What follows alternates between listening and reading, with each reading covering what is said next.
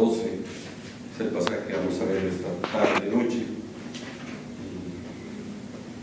Vamos a leerlo, lo voy a leer, creo que es importante leer el pasaje de la Biblia. Dice la palabra de Dios: cuando Jesús nació en Belén de Judea, en días del rey Herodes, vinieron del oriente a Jerusalén unos magos diciendo: ¿dónde está el rey de los judíos que ha nacido? Porque su estrella hemos visto en el oriente y venimos a adorarle. Oyendo esto, el rey Herodes se turbó y toda Jerusalén con él, y convocados todos los principales sacerdotes y los escribas del pueblo, les preguntó dónde había de nacer el Cristo. Ellos le dijeron: en Belén de Judea, porque así está escrito por el profeta: y tú, Belén, de la tierra de Judá, no eres la más pequeña entre los príncipes de Judá, porque de ti saldrá un guiador que apacentará a mi pueblo Israel. Entonces Herodes, llamando en secreto a los magos, indagó de ellos diligentemente el tiempo de la aparición de la estrella, y enviándolos a Belén dijo: id allá y averiguad con diligencia acerca del niño, y cuando le halléis, hacedmelo saber, para que yo también vaya y le adore. Pero ellos habiendo oído al rey, se fueron, y aquí la estrella que habían visto en el oriente iba delante de ellos, hasta que llegando se detuvo sobre donde estaba el niño. Y al ver la estrella se regocijaron con muy grande gozo. Y al entrar en la casa, vieron al niño con su madre María, y postrándose lo adoraron. Y abriendo sus tesoros le ofrecieron presentes, oro, incienso y mirra.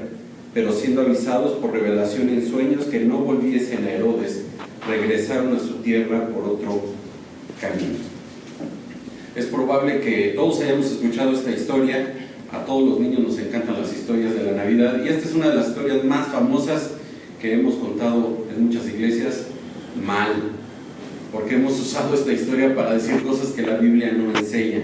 Ya vimos que el capítulo 1 nos presenta la genealogía de Jesucristo, el rey Jesucristo, identificándolo con la línea mesiánica desde Abraham hasta David. La segunda parte de este primer capítulo nos habla del nacimiento de Cristo, el anuncio a José, y nos habla y nos da su nombre y el propósito de su nacimiento: Él salvará a su pueblo de sus pecados. En este segundo capítulo, esta primera parte, vamos a ver la primera adoración de hombres gentiles al Salvador, al Rey, al Mesías, al Rey de los judíos. Recordemos que Mateo no nos da una cronología precisa del nacimiento de Cristo, no la hay. Lucas nos da algunos otros detalles, tal vez Lucas es el más puntual en esto. Lucas nos habla del anuncio del ángel a María, el nacimiento de Jesús en Belén, cuando los pastores lo visitan a Jesús y le rinden adoración. Esta sería la primera adoración judía de los pastores, que fue circuncidado al 8º día, Lucas 2:21, cuando Jesús es llevado por sus padres al templo a los 8 días, parte de las costumbres judías. También cuando en esta visita al templo es bendecido por Simón y por Ana la profetisa. Solo esto Lucas lo dice. Esto sucede los primeros días del nacimiento de Cristo. Después Lucas hace una pausa, y es ahí donde encontramos la historia de Mateo respecto a la visita de los magos al rey recién nacido. Después Lucas vuelve a presentar a Jesús cuando tienen que salir huyendo de Belén por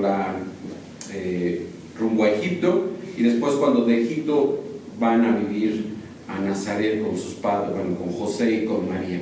Jesús es el heredero legal del trono de David, ya lo vimos en el capítulo 1, y Él merece el homenaje de un rey. Él merece que todos aquellos se postren delante de Él, porque Él es el Rey de reyes y Señor de señores. Y va a llegar un día en que esto suceda. Filipenses 2 nos habla de este evento, cuando todos vamos a postrarnos delante del Rey Jesucristo. Y vamos a ver en este pasaje 4 actitudes de los hombres que nos muestran ejemplos de adoración eficaz y falsa. 2 respecto a la adoración eficaz y 2 respecto a la adoración falsa de los hombres. Primer punto, primer actitud, una búsqueda sincera. Y en este punto voy a especificar principalmente en los magos, versículo 1 y versículo 2. El versículo 1 es una breve introducción, sobre todo la primera frase, respecto a qué era lo que estaba sucediendo en aquellos días en que Jesús nació. Obviamente, esto que voy a decir no es inmediatamente a que Jesús nace, No van al pesebre, llegan a la casa los magos, versículo 9. Esto sucede aproximadamente tal vez un año y medio, un poco más después del nacimiento de Cristo, y ya José, María y el niño están en una casa.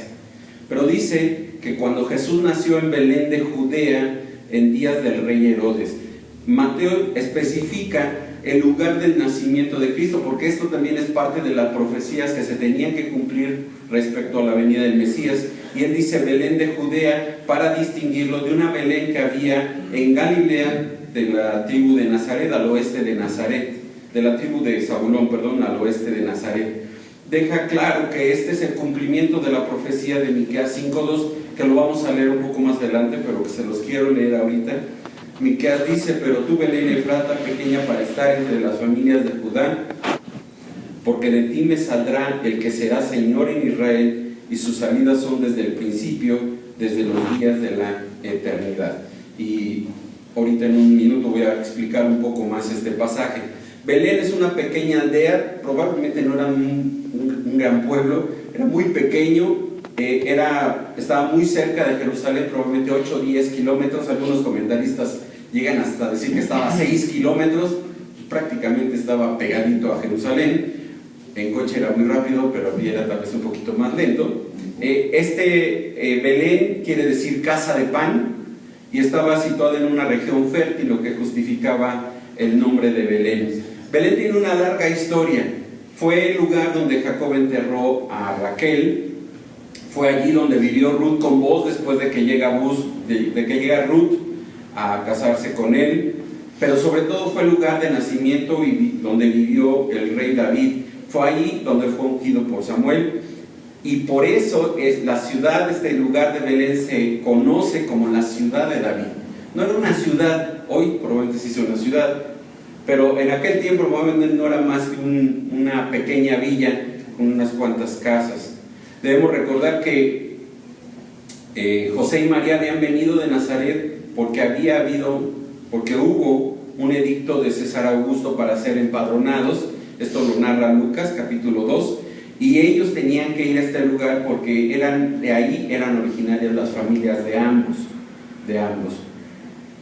Y dice también en días del rey Herodes. Esto es importante porque uno de los personajes de esta narración es Herodes. Herodes probablemente murió un poco después del abril del año 4 antes de Cristo. Esto significa que para que la fecha de nacimiento de Cristo sea correcta, tuvo que haber sido entre el año 6 o 5 antes de Cristo, poco más de un año y medio antes de la muerte de Herodes. Herodes era medio judío y medio edomita, descendiente de Saúl. En el año 37 había recibido el título de rey, aunque había empezado a gobernar desde el año 47 antes de Cristo. Y su reinado se extendió, como ya mencioné, hasta el año 4 antes de Cristo. Fue el único gobernador de Palestina que consiguió mantener la paz y el orden, aunque tuvo muchos problemas para lograrlo. Él fue un gran constructor, construyó mucho, fue reconocido, por eso es más, todavía hoy en día es muy reconocido y se le conoce como Herodes el Grande por eso. Incluso se le reconoce como el último constructor del templo, aunque él no vio terminado el templo en Jerusalén. También era generoso, pero eso no quitaba su carácter. Era desconfiado, era paranoico, era un hipócrita, era un falso. Incluso podíamos pensar que podía llegar a ser un loco. Y probablemente el pasaje que más nos lleva a esto es lo que continúa ahí en el capítulo 2, versículos 13 en adelante, cuando manda matar a los niños en Belén. William Barclay dice que Augusto, el emperador romano, dijo de él que estaba más a salvo un cerdo de Herodes que un hijo de Herodes. A ese grado llegaba la locura de Herodes. Y ahorita en un rato voy a mencionar algunas de las cosas que hizo, entre otras matar a sus hijos, a su suegro, a sus cuñados, a sus esposas. Nada más no se mató él porque estaba muy guapo. Dice: vinieron del oriente a Jerusalén unos magos.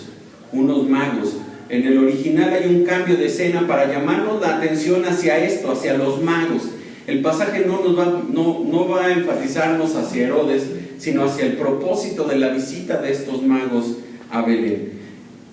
Ellos venían probablemente, estos magos probablemente venían de Arabia, Persia o Mesopotamia, todo del lado oriental, y ellos reciben una revelación especial de Dios para buscar e ir a visitar, a adorar al rey de los judíos, al rey de los judíos. Probablemente ellos llegan a Jerusalén por ser la capital judía, la capital del pueblo judío, donde se concentraba no solo el gobierno civil, el rey, sino también el gobierno religioso a través del templo y los sacerdotes. Y dice, vinieron del oriente a Jerusalén unos magos. Probablemente estos hombres pertenecían a las clases instruidas más importantes en su lugar de origen. Conocían astrología y todas las ciencias afines. Probablemente la profecía de Balaam, y lo voy a mencionar más al rato, les ayudó a reconocer la venida del Mesías, ahí en Números 24, o tal vez el hecho de que Daniel hubiera vivido en aquellos tiempos, en aquellos lugares, hubiera dejado esta información a ellos. Estos magos eran maestros e instructores de los reyes, no era cualquier hombre, no era cualquiera el que vino a buscar al Mesías, eran hombres sabios en filosofía, medicina y ciencias naturales, eran astrólogos. Y esto es importante porque a través de una estrella es que Dios se va a revelar a ellos y les va a hablar a ellos. Generalmente estos hombres creían en un solo Dios y en el deber de practicar el bien y desechar el mal. La tradición ha hablado muy mal de estos hombres. ¿Cuántos eran? En realidad no sabemos cuántos eran. Dice que vinieron unos magos, más de 2 o 2, mínimo 2. ¿Cuántos? No lo sabemos. La tradición dice que eran 3. Y esto tiene que ver por los 3 presentes que le entregan. Algunos han puesto nacionalidades o estereotipos a estos hombres, o rasgos físicos: un negro, un blanco o asiático y uno europeo. En realidad eso no lo sabemos. ¿Cuántos eran? Pues quién sabe. Probablemente muchos se van por la idea de los 3 regalos, pero probablemente cada uno llevó los 3 regalos y pudieron haber sido 100 o no sé cuántos. Bueno, tal vez no 100, pero varios de ellos. ¿Eran reyes? Bueno, tampoco hay una base para llamarles reyes magos. Hay 2 pasajes, 2 versículos. Salmo 72:10 dice: los reyes de Tarsis y de las costas traerán presentes. Los reyes de Saba y de Seba ofrecerán dones. Todos los reyes se postrarán delante de él. Todas las naciones le servirán. Eso dice Salmos. Isaías 60:3 dice: y andarán las naciones a tu luz y los reyes al resplandor de tu nacimiento. Y bueno, esto no necesariamente indica que hayan sido reyes, no necesariamente. ¿Cómo se llamaban? Bueno, no sabemos cómo se llamaban. Si no sabemos cuántos eran, ni de dónde venían, mucho menos sabemos cómo se llamaban. La tradición ha dicho que se llaman Melchor, Gaspar y Baltasar. La verdad no encontré de dónde lo pusieron, pero bueno, dicen que uno venía de la India, uno de Egipto y uno de Grecia. Y luego fueron bautizados por Tomás. Sus huesos fueron encontrados por Santa Elena, depositados en la iglesia de Santa Sofía en Constantinopla. Luego los llevaron a Milán y luego finalmente en la gran catedral de Colonia en Alemania. Si quieren ir a visitar las cráneos de los magos, pues están en Alemania. Lo más importante probablemente es cómo supieron del nacimiento del rey. Algunos o muchos comentaristas expresan que tiene que ver con la profecía de Balaam en Números 24. Dice: saldrá estrella de Jacob, se levantará cetro en Israel. Otros afirman que probablemente pudieron haberse trazado esta línea desde Daniel hasta ellos. Cualquiera que hubiera sido, ellos sabían y venían a Jerusalén a adorar al rey de los judíos. Versículo número 2, diciendo: ¿dónde está el rey de los judíos que ha nacido? Ellos saben que ha nacido un niño, obviamente, pero saben que ese niño ya es un rey. No dicen un niño que va a ser un rey, sino un niño que es un rey. ¿Dónde está el rey de los judíos? Lo más triste es que probablemente cuando llegan preguntando, nadie les contesta su pregunta. Nadie les contesta. Nadie sabe del nacimiento del rey. Todos son ignorantes o simplemente no conocen la historia del nacimiento del rey. No saben que hay un rey que ha nacido. Ellos buscan un rey que ya nació, un niño que ya es rey. Ya es rey. Dice, y dan la razón del porqué de su pregunta. Dice: porque su estrella hemos visto en el oriente y venimos a adorarle. El Robertson dice que ellos estaban en el oriente cuando vieron que se levanta una estrella. No que salió en el oriente la estrella, sino que ellos estaban en el oriente y la estrella se levanta. Hendriksen da algunas opiniones respecto a qué es esta estrella de la cual hablan estos hombres. Él dice que era una estrella genuina en el sentido como el Sol, que también es una estrella, o el planeta Júpiter, dice asociado con frecuencia con el nacimiento de reyes y denominado por lo tanto el planeta rey, o la conjunción de Júpiter y Saturno en la constelación de Piscis, o un cometa que actuó erráticamente, o una luminaria que pendía muy bajo del cielo, o la estrella del destino, de la esperanza, una estrella que le guía a uno desde el corazón. Bueno, nada más le faltó poesía aquí en la música bonita para decirnos todo esto. Lo interesante, lo más importante es que es Dios quien establece una especie de comunicación con estos hombres, con los magos a través de una estrella. Es Dios el que a través de esta estrella habla a estos estudiosos en el lenguaje que ellos podían entender. Esta estrella fue un elemento fuera de lo normal, obviamente sobrenatural. De esta forma Dios se manifestó a los magos para guiarlos ante el rey. El hermano MacArthur dice que es más probable una realidad sobrenatural similar al Shekinah que guió a los israelitas en los días de Moisés. Es muy probable que esta sea la manera, no propiamente un cometa o una estrella. Y voy a hacer un pequeño comentario. Encontré que el Papa Francisco dice que los magos venían de Tarsis, por lo tanto eran españoles, y que por lo tanto no es que hubieran venido de oriente, sino que la estrella estaba en el oriente y ellos en el poniente vieron la estrella, y que bueno, hizo toda una regla hermenéutica rara, ¿no? Mateo nos dice que el propósito del viaje de estos hombres era adorar al niño. Ese era su propósito. Si el mundo de los paganos tributa adoración al rey, nosotros no deberíamos hacer lo mismo. Estos hombres dejaron todo por adorar al rey, viajaron miles de kilómetros, dejaron todo para adorar a Cristo. Debemos nosotros agradecer la oportunidad a Dios de alabarle con nuestras vidas todos los días, todos los días, todos los días. Algo importante que no se nos debe de olvidar es que Dios es el que trae al hombre a su Hijo. Dice Juan 6:44, Jesús dice: nadie puede venir a mí si el Padre no lo trajere. Dios nos da la oportunidad de ser sus hijos, de llamarle Padre, de tener a Jesús como hermano, pero es Dios quien escoge y quien llama al hombre para que vaya delante de él. Los magos nos muestran la búsqueda sincera de adorar al niño. Pero también encontramos, segundo punto, indiferencia a través de los sacerdotes y los escribas. Dice el verso número 3 de nuestro capítulo, dice: oyendo esto el rey Herodes se turbó y toda Jerusalén con él. Los magos no fueron directo al palacio, que hubiera sido lo correcto, lo normal. Ellos fueron a la gente a preguntar a la gente sobre el nacimiento del rey. Herodes se entera de forma indirecta, probablemente alguno de sus siervos, alguno de sus esclavos le dice que hay unos extranjeros que están preguntando acerca del nacimiento del rey de los judíos.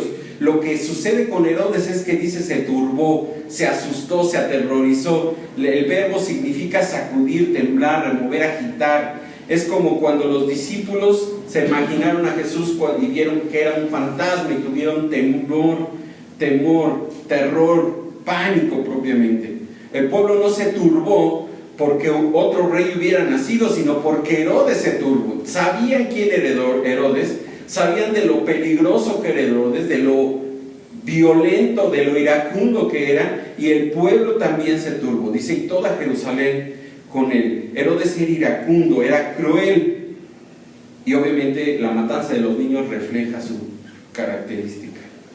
La ceguera espiritual del pueblo no mostró ningún interés genuino en el nacimiento del rey, en la noticia traída por los magos. No hicieron nada. Los escribas y los sacerdotes, como si les hubieran dicho: hoy ganó el América. No pasó nada. No pasa nada. Es como si nunca hubiera ganado. Dice versículo número 4: y convocados los principales sacerdotes y los escribas. Herodes era inteligente, no era un hombre tonto. Él sabía que el único medio para conocer la respuesta a la pregunta de los magos era consultando a los sacerdotes y a los escribas. Él sabía que a través de los escritos antiguos probablemente conocería el lugar donde iban a nacer este niño. Así que convocó a los principales sacerdotes y a los escribas, probablemente todo el Sanedrín. Hemos visto ya Hechos capítulo 3 y 4, y hemos visto quiénes son estos hombres del Sanedrín. Los principales sacerdotes es el sumo sacerdote en funciones, más todos los otros que estaban vivos. Normalmente la mayoría de ellos eran saduceos. Los escribas, aquellos que estudiaban y enseñaban la ley, expertos principalmente en la religión judía, principalmente estos eran fariseos. Ellos sabían exactamente dónde estaba profetizado el lugar del nacimiento del Mesías, pero su falta de fe, su indiferencia, no les permitieron acompañar a los magos a Belén.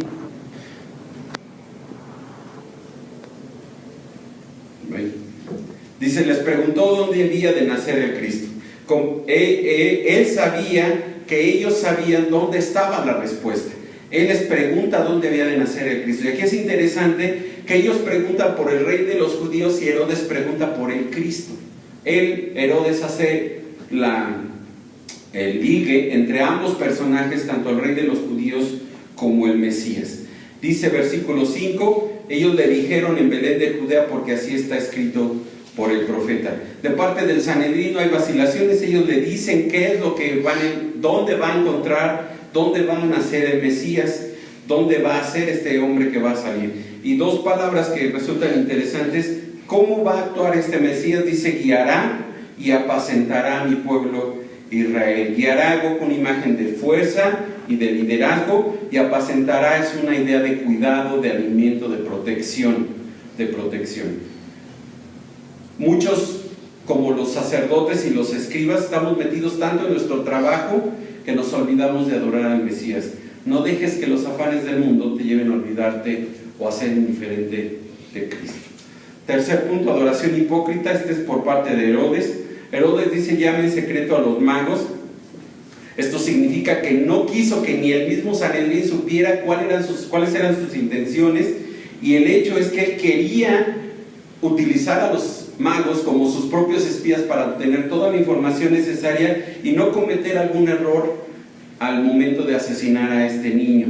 Su único deseo era matar al rey que había nacido. Ese era su interés, destruir al niño. Y dice el verso 8 que los envía a Betel y les dice que averigüen dónde había nacido y todo lo posible acerca de este niño. Y dice, hacérmelo saber para que yo también vaya y le adore. Obviamente no deseaba adorar al niño, sino su deseo era matar al niño. Su deseo era asesinar a Cristo. Obviamente sabemos y conocemos el pasaje en Juan 4:23, cuando Cristo dice que los verdaderos adoradores solo adoran en espíritu y en verdad. No es tan importante la forma, el lugar, los medios, los métodos, sino el corazón del adorador. Los verdaderos adoradores son aquellos que adoran a Dios a través de su Hijo y con todo su corazón. Hemos visto búsqueda sincera, indiferencia, adoración hipócrita y también adoración verdadera. Dice que los magos, versículo 9, después de oír al rey, se fueron y volvieron a ver la estrella que habían visto en el oriente. Probablemente durante estos versículos del 2 al 8 la estrella desaparece, no nos dice el pasaje, pero vuelven a ver, les surge por segunda vez la estrella, y esta estrella va y los guía hacia donde está el niño. Dice, iba delante de ellos. Dice, hasta que llegando se detuvo sobre donde estaba el niño. La estrella señaló la casa misma donde se detuvo, tomó justamente una posición encima de donde estaba el niño. Obviamente no era una estrella normal, era una estrella sobrenatural enviada por Dios. Y dice el verso 10 que al ver la estrella se regocijaron con muy grande gozo. Esta es una expresión exuberante, amplia. Dice que con sumo gozo, con gran gozo se gozaron por ver la estrella. Y al entrar en la casa vieron al niño con su madre. estaban en una casa ahora, José, María y el niño, ya no estaban en el pesebre, y a este Jesús ya no se le llama niño, y ya no un bebé recién nacido como en Lucas 2, por eso tendría un poquito más de un año y medio. Siempre el niño es mencionado primero que la madre, siempre Cristo, siempre Jesús es primero, incluso antes que su madre María. Dice, y postrándose lo adoraron. Cumplieron su objetivo de llegar delante del Rey, delante del Mesías y adorarle. Significa que se echaron, esa palabra postrándose, significa que se pusieron en el suelo, literalmente se tiraron al piso y se inclinaron a la tierra para adorarle.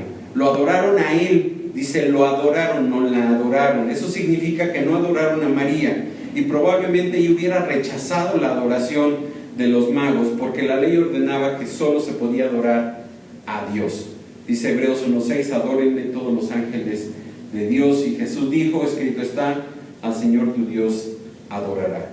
Dice, abriendo sus tesoros, ofrecieron presentes, oro, incienso y mirra. Son los primeros regalos al rey, el oro, el incienso y la mirra. Algunos han dicho que tiene que ver con que el oro es un regalo para el rey, el incienso para un sacerdote, la mirra para uno que va a morir. En realidad no sabemos si los magos sabían esto, pero lo que sí es que eran regalos propios de un rey, algo que un rey merecía recibir como un regalo, y ellos van y su adoración incluye estos regalos delante del rey. El último versículo, como conclusión, Mateo nos dice que estos hombres fueron avisados por un sueño. Solo 5 sueños en Mateo, uno de ellos lo reciben estos hombres, que no volviesen Herodes. Probablemente si ellos hubieran vuelto con Herodes, Herodes los hubiera matado. Es muy probable. Ya me cortaron.